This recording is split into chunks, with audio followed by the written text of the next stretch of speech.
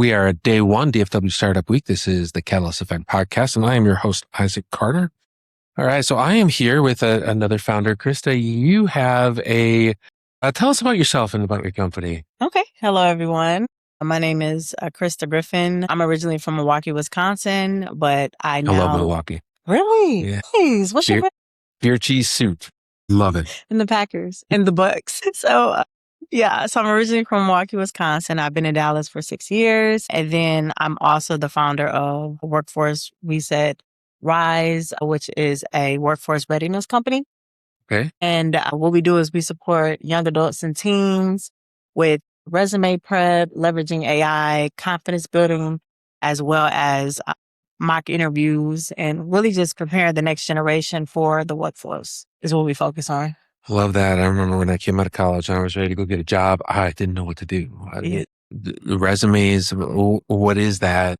A resume doesn't mean I'm going to get an interview. If I walk in an interview and I'm nervous, how do I pass that? 100%. That's still a thing. Yeah. So you're helping people be ready for the workforce, but you're also helping employers to be prepared and to get their workforce that they need. That's correct. So what's the biggest frustration your customer has before they come to you? I think a lot of it is just the confidence. That's what I'm saying. A lot of the clients, like I said, I work with teens 14 and up with this generation.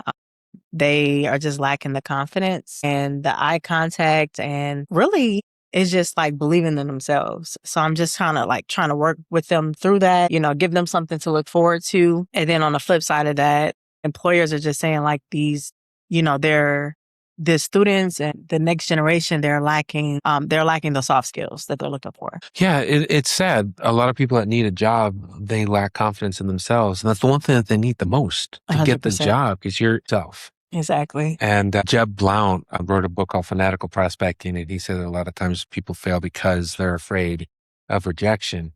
And here, that's a salesperson selling a widget that belongs to somebody else. Imagine going to an interview, you're trying to sell yourself as the right fit. Exactly. Your paying customer. So right now we're working with the parents. So they're the paying customers, but we are looking to work with nonprofits, community groups, as well as group homes. But as of now, the parents are paying for this service for their students. Okay. So it's basically like a coaching service for almost like failure to launch, but more just preparing people for the future. 100%. Their kids. Love that. So what product or service are you offering to the parent or the nonprofit that comes to you? Got it. So we have 2 different packages. You can do the one-on-one coaching. And then another aspect is group sessions as well. So if you have, a group of, a basketball, kids, and you want them to think about things outside of basketball, then, we can come in and teach your team about, what that looks like, what other careers are possible. I had a student that when he first came to me, he was like, I just want to be an NBA player. Yeah. All he wanted to do was play basketball. So after a few sessions, I started to, kind of let him know that there are other avenues, even if you still want to be in this space. I was like, that's coaching, managing, training. There are other aspects outside of being NBA players, and you can still make really good money.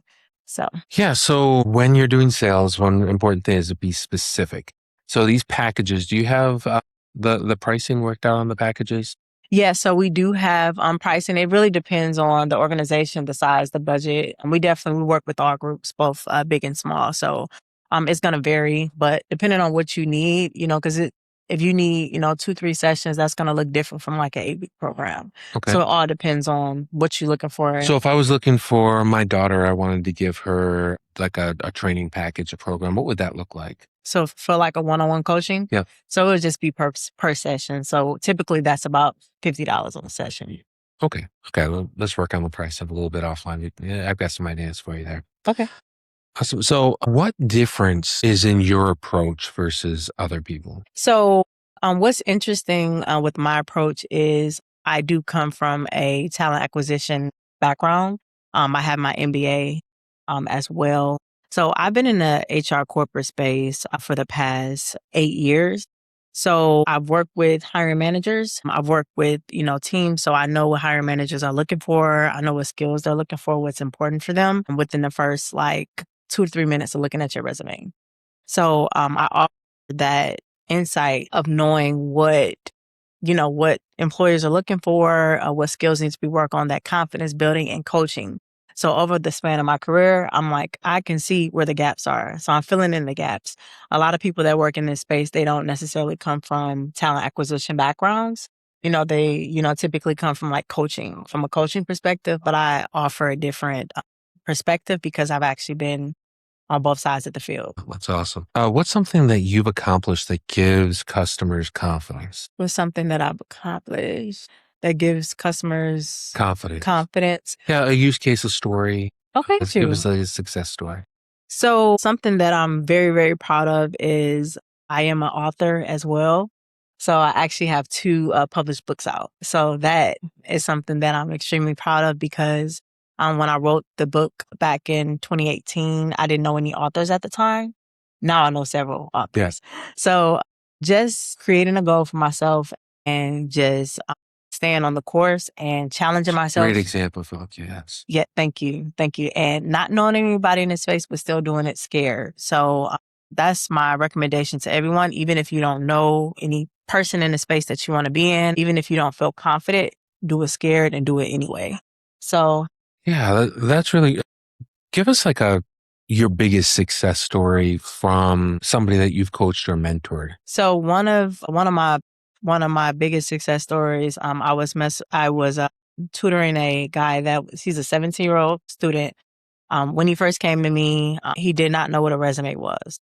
He was not sure the importance of having one, what they're used for. He was just like, I'm just not sure. I just don't know. And also, before we started doing mock interviews, he never looked me in the eye. So it was so nice to see over our time together and just to really kind of get to know each other, how his confidence built over time. And we shifted everything. I even have my students, they dress up for me, professional, business, when we meet, because I may give you a job.